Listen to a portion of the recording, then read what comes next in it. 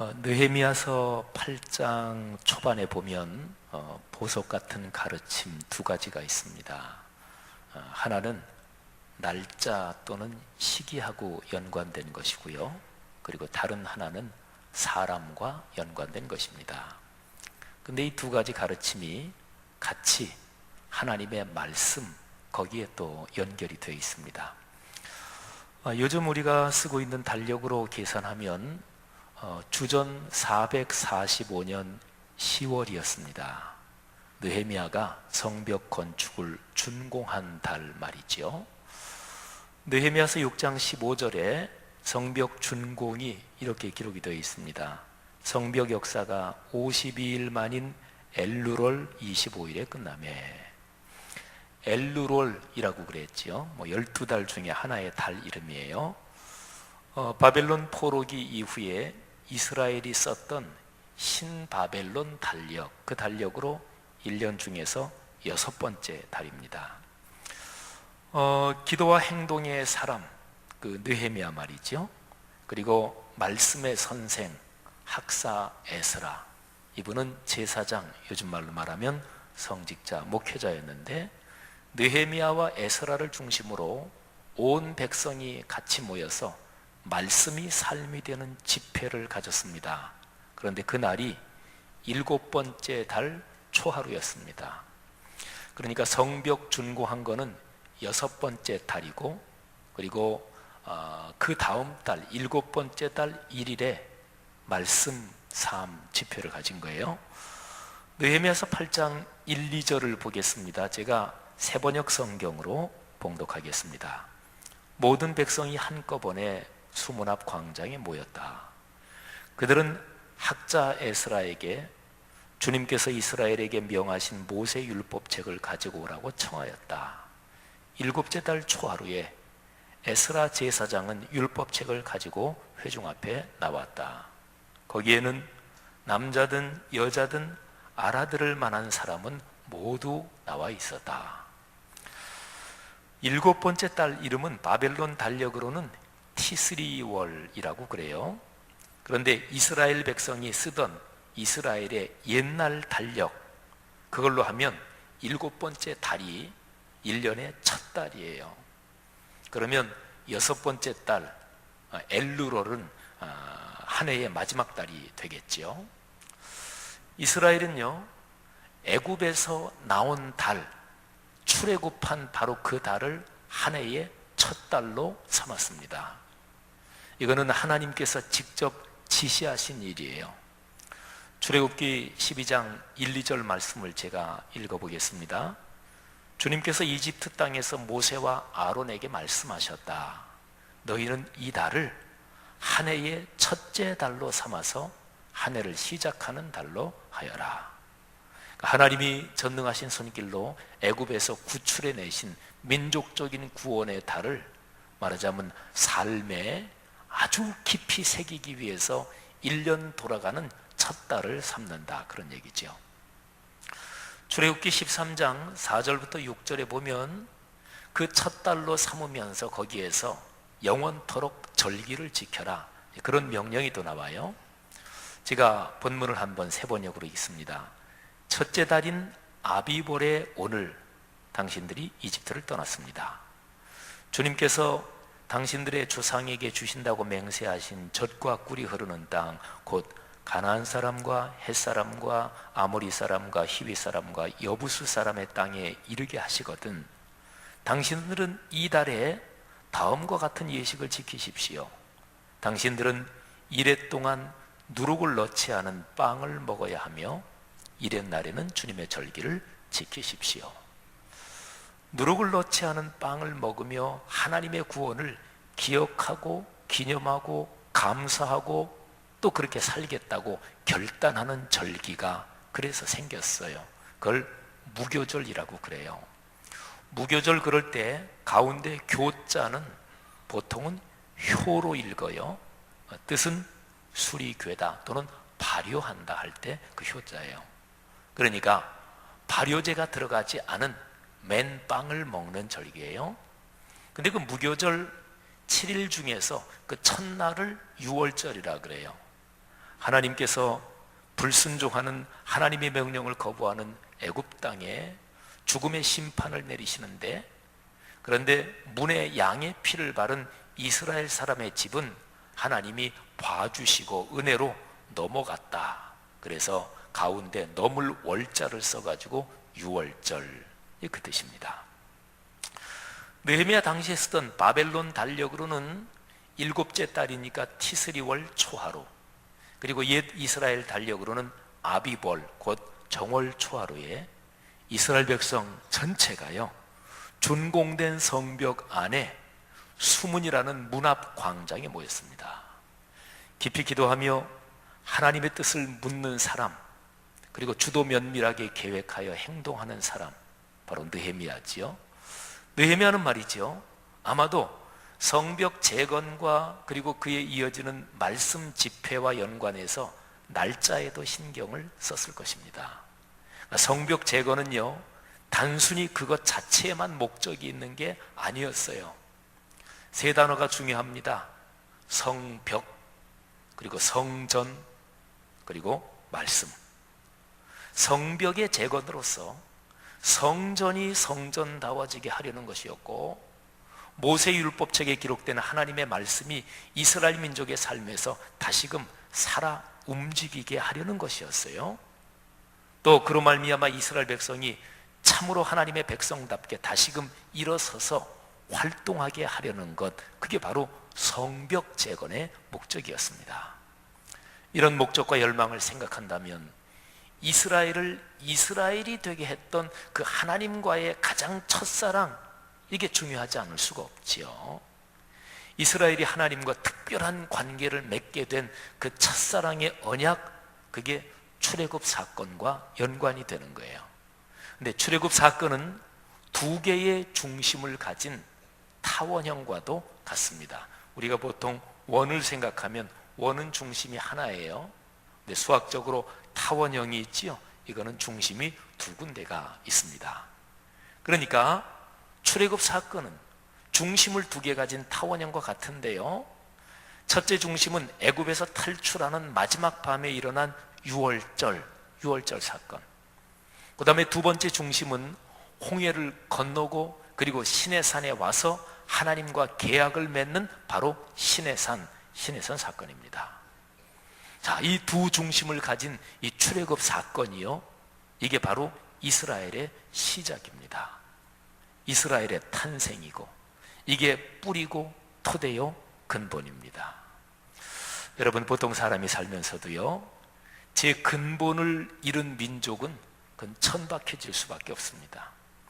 느헤미야는 이스라엘 민족의 역사에 정통한 사람이었고요, 그래서 그는 성벽의 재건과 성전의 작동, 그리고 그로서 다시 일어서는 민족의 새로운 역사를 놓고 깊이 기도하며 계획하며 행동했는데, 그러면서 언제쯤 성벽을 완공하고 하나님의 말씀을 중심에 놓고 집회를 갖는 것은 어떤 날짜가 좋을까, 그거를 분명히 생각했을 것입니다.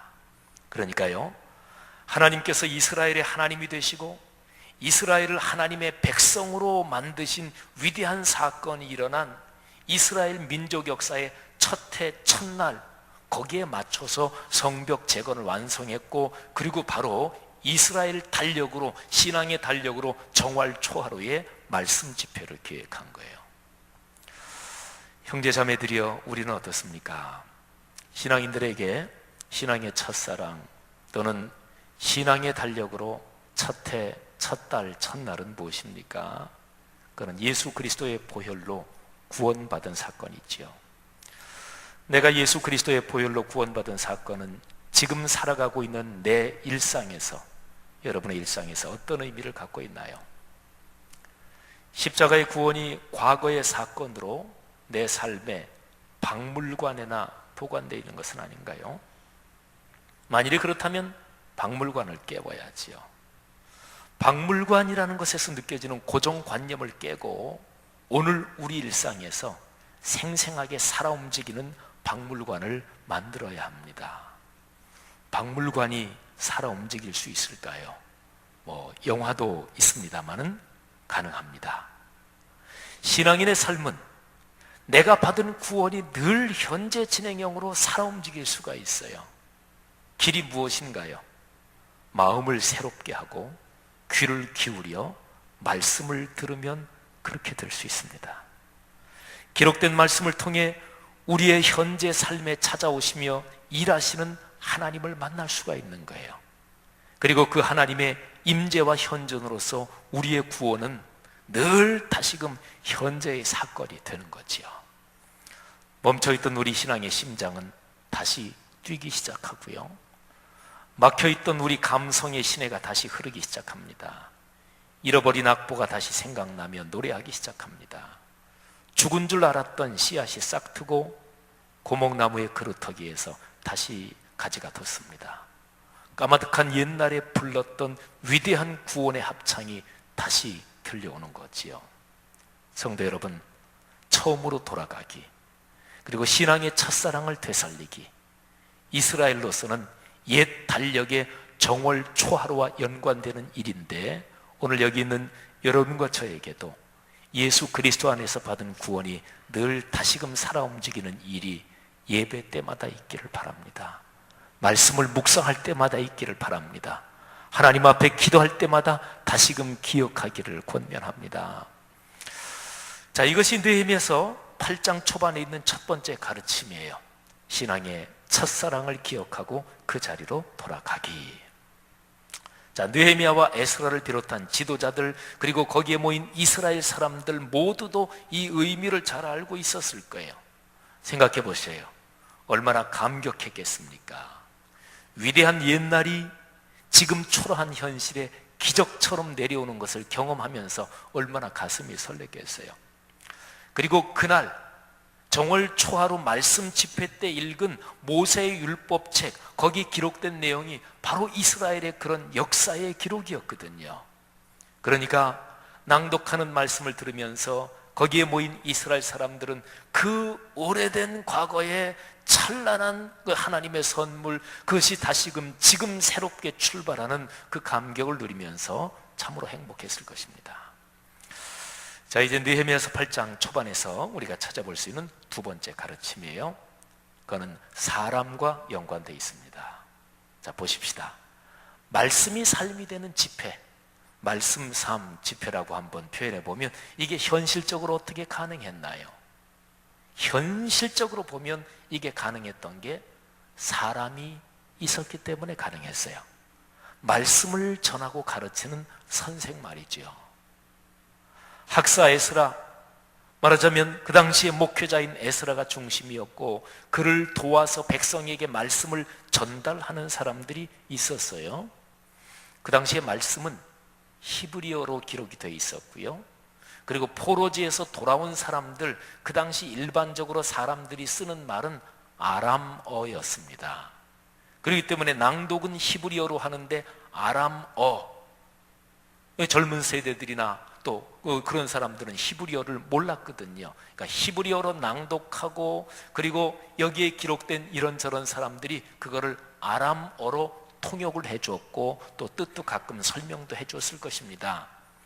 바로 말씀을 가르치고 전하는 학사 에스라 목회자가 하나님의 말씀을 낭독을 했고, 그리고 다른 사람들이 해석하고 또 설명도 하면서 말씀을 전달했던 거거든요. 느헤미야서 8장 7절과 8절에 나오는 그 당시에 말씀의 선생들, 그 이름에 주목하십시오. 이 이름은 사실은 참 중요한 이름입니다. 이 이름들, 이 사람들은 이스라엘의 역사 흐름에서 패망한 하나님의 백성을 다시 일으켜 세우는 그 위대한 지점에 서 있었던 분들이에요. 위대한 시점이지요. 바로 그 일에 헌신한 복된 분들의 이름이 바로 여기에 기록이 되어 있는 거예요. 예수와 바니, 세레비야, 야민, 악굽, 사부대, 호디야, 마아세야, 그리다, 아사랴, 요사밧, 하난, 블라야, 그리고 이름은 기록이 되어 있지 않았지만 여러 레위 사람들, 그 사람들은 백성이 제자리에 서 있는 동안 그들에게 율법을 깨닫게 하였는데, 하나님의 율법책을 낭독하고 그 뜻을 해석하여 백성에게 그 낭독하는 것을 다 깨닫게 하니. 아멘. 여러분, 여러분의 이름이 어디에서 빛나기를 원하세요? 뭐 때문에 여러분의 이름이 칭찬을 받기를 원하세요? 저한테 만일에 질문한다면 하나님의 말씀과 연관해서 칭찬받는 자리에 제 이름이 있었으면 좋겠어요. 그게 바로 말씀의 사역을 하는 자리예요. 신앙 공동체가 제대로 작동해서 신앙인의 삶과 그들이 사는 세상을 변화시키려면 말씀이 있어야 하고요, 말씀이 작동하려면 말씀의 선생이 있어야 합니다. 그리고 하나님이 이 일에 사용하는 것이 신앙 공동체고요, 그 중심에 말씀의 선생들이 있는 거예요. 신앙 공동체는 구약시대에는 이스라엘 백성이요, 그리고 신약시대 이후 오늘날을 거쳐 예수님 재림하실 때까지는 그게 바로 교회예요. 이스라엘이 참으로 이스라엘이려면, 교회가 참으로 교회이려면 그들 안에 말씀이 살아 움직여야 하는 거지요. 이스라엘 경우에는 바벨론 포로지에서 예루살렘으로 돌아온 1차 귀한 자들, 그 지도자가 스룹바벨과 여호수아였어요. 총독 스룹바벨, 그리고 제사장 목회자 여호수아, 이 두 사람은 이 사실을 잘 알고 있었어요.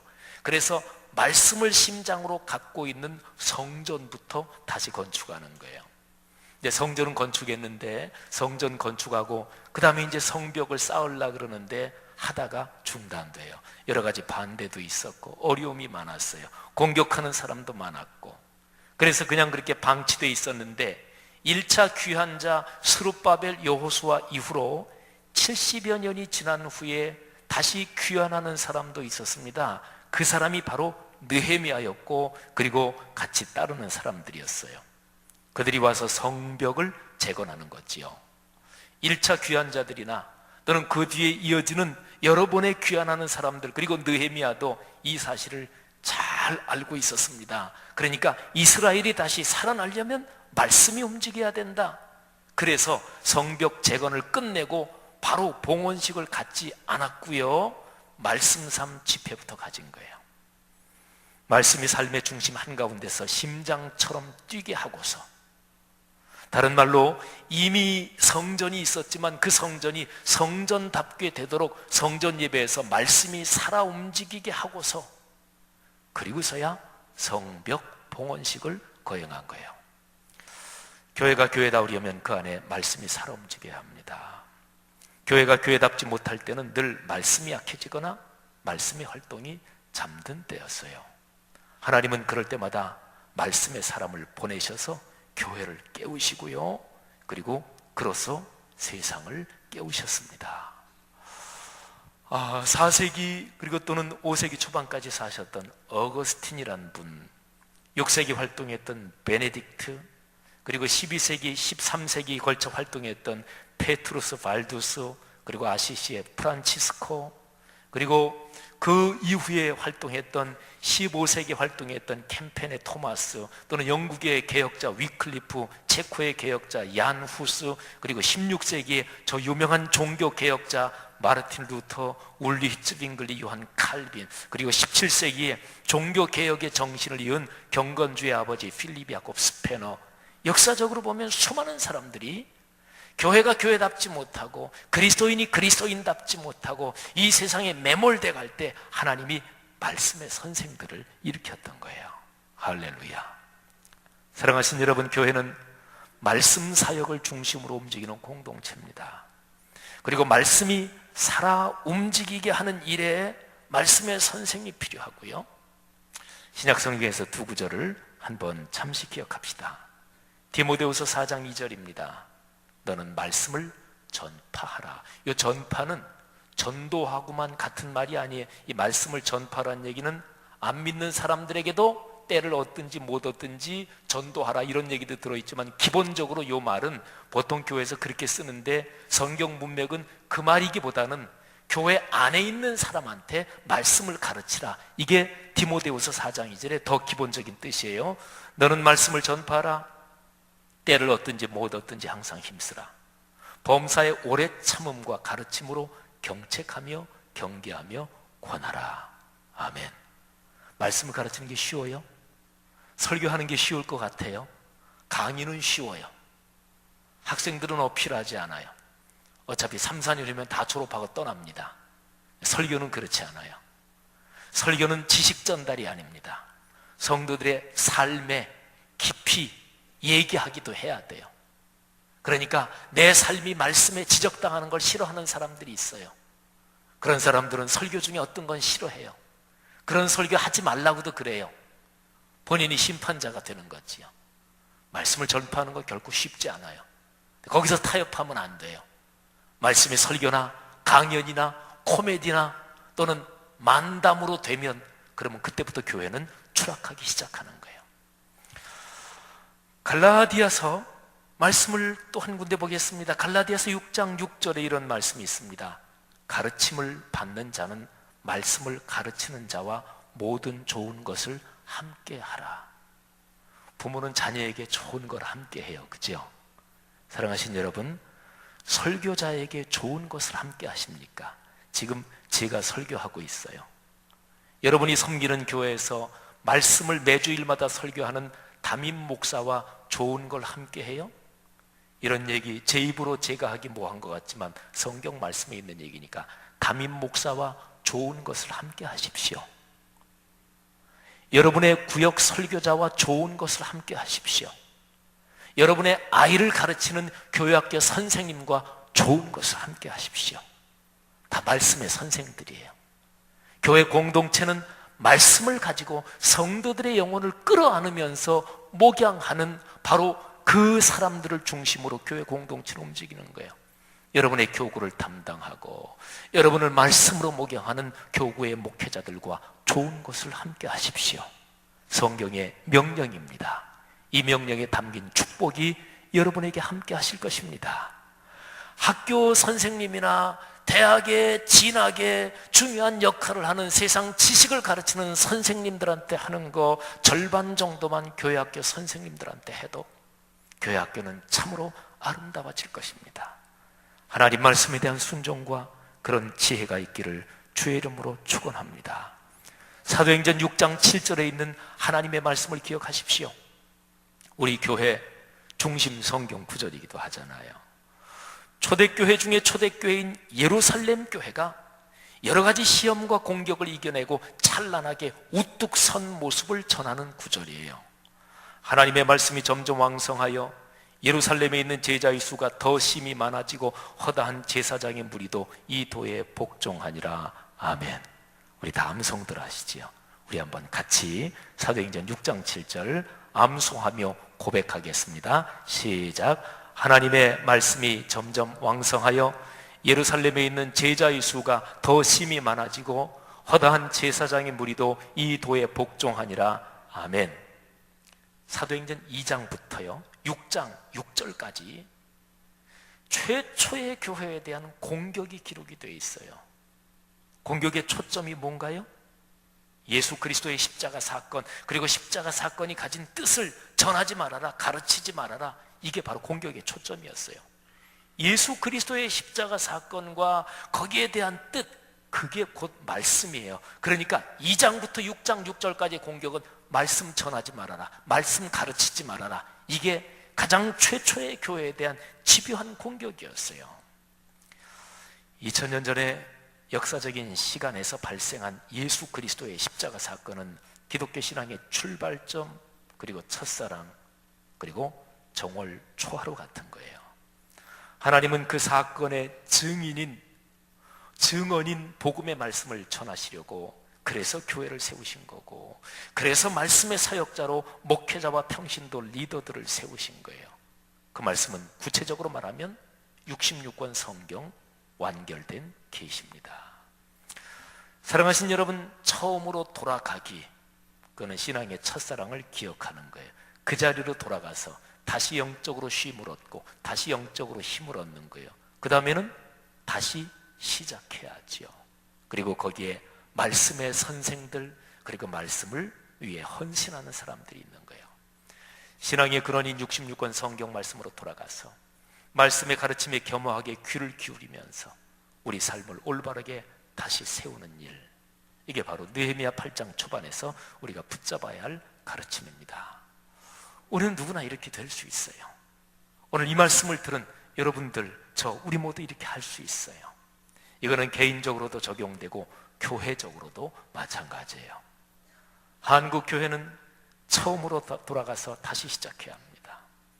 종교개혁이 일어난 때를 한번 연관해서 얘기해 보면 497년 전 교회가 교권과 재물과 쾌락으로 타락했을 때 말씀으로 돌아가자고 외침이 일어났던 종교개혁이 오늘날의 한국 교회에서 다시 일어나야 돼요. 하나님의 은혜로 한국 교회 안에 아직 남아있는 말씀의 사람들이 이 일에 헌신해야 돼요. 말씀과 삶이 어우러지게 하는 일 말입니다. 처음 사랑으로 돌아갈 수 있을까요? 한번 가만히 그 생각을 한번 해보세요. 첫사랑이라는 말을 한번 떠올려 보세요. 그리고 국민학교 운동장에서 말이죠, 조그만 아이들이, 초등학생들이 운동장에서 뛰뛰기 하려고 이렇게 출발선에서만 기다리고 있는 것을 생각해 보세요. 유치원 아이들도 좋아요. 그 아이들이 이렇게 기다리고 있을 때는요, 기다리고 이렇게 긴장하고 아이들이 가슴이 얼마나 설레겠어요. 그 긴장하고 있는 선에서 사람만 기다리는 게 아니라 시간이 이렇게 흐르다가 그 출발선 거기에서 시간이 이렇게 뚝을 쌓아놓은 것처럼 시간이 쌓이는 거예요. 흘러가다가. 그러다가 탁 하고 출발 신호가 나면 시간이 팍 터져서 아이들이 뛰어나가는 거죠. 결혼해서 집을 처음 떠나는 딸을 한번 생각해 보세요. 엄마도 딸 사랑하고 아빠도 딸 사랑하지만 특별히 외동딸이라고 생각한다면 아빠가 그 딸 이제 결혼해서 집 떠나보내는 그 마음이 어떻겠어요? 아버지가 딸에게 할 수 있는 말은 딱 하나예요. 너 꼭 행복해야 된다. 너 꼭 행복해야 돼. 그 한마디죠. 그때 그 딸은 아버지의 그 가슴 깊은 사랑을 마음에 안고, 그리고서 어떤 면에서 가슴 저린 사랑을 안고, 그래 아빠 엄마의 그 사랑을 안고 나 꼭 행복하게 살아야지, 그러면서 이제 남편하고 집을 떠나서 새로운 가정을 꾸립니다. 그 젊은 여인, 그 딸의 그런 마음, 그 처음 품은 마음 한번 생각해 보세요. 또는 이런 것은 어떨까요? 어떤 사람이 열심히 살았어요. 힘겨운 일도 겪었지만 이를 악물고 성공했어요. 큰 집을 짓고 저택을 짓고, 그런데 어느 날 그 집에서 이렇게 저녁 그림자가 길어질 때, 저녁 노을이 이렇게 붉어질 때, 그때 혼자 이렇게 앉아 있는데 자기 영혼을 갑자기 쳐다보니까 너무너무 초라한 거예요. 돈만 따라왔고 품위는 없어지고 젊을 때 가졌던 꿈은 산산조각이 나버린 자기의 초라해진 영혼, 그걸 발견하고서 그러면서 어릴 적에 교회 학교에서 들었던 또는 학교에서 들었던 존경하는 선생님의 평범한 말씀이 떠오르면서 눈물을 흘립니다. 그 자리로 다시 돌아갈 수 있을까? 보통 우리의 아버님, 어머님 중에서 아버님도 귀하고 어머님도 귀하지만 일반적인 감성으로 어머님이 되게 사람의 감성에 더 많이 다가오지요. 그래서 어머니는 세상을 떠나셨어도 떠나지 않으신 거, 그런 게 우리의 감성이지요. 근데 하나님 아버지를 우리는 잊어도 그분은 잊지 않으십니다. 그 하나님의 품으로 우리가 신앙생활 하다가 지금까지 자랑하던 모든 것 다 내려놓고 다시 어머니 품으로 돌아가는 작은 아이가 돼서 춤추며 노래하면서 그 어머니 품으로, 그 아버지 품으로 돌아갈 수 있을까? 그리고 여름 더운 날에 아주 시원한 깊은 우물에서 우물물을 두레박으로 길어 올리는 장면 한번 상상해 보세요. 그렇게 시원하고 맑은 우물물을 길어 올리면서 거기에서 다시 삶을 노래하고, 그리고 삶은 예수 그리스도 하나님 안에 있는 사랑이라는 것을 기억하면서 우리 그리스도인이 다시 시작할 수 있을까? 그래서 이렇게 글을 써봤어요.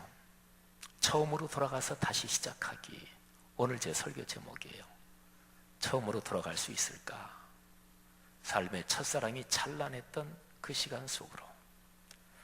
그때 우리는 잔뜩 쌓인 행복한 시간 더미에서 곧 시작될 미래에 가슴 설레며 출발 신호를 기다리는 아이들 같았지.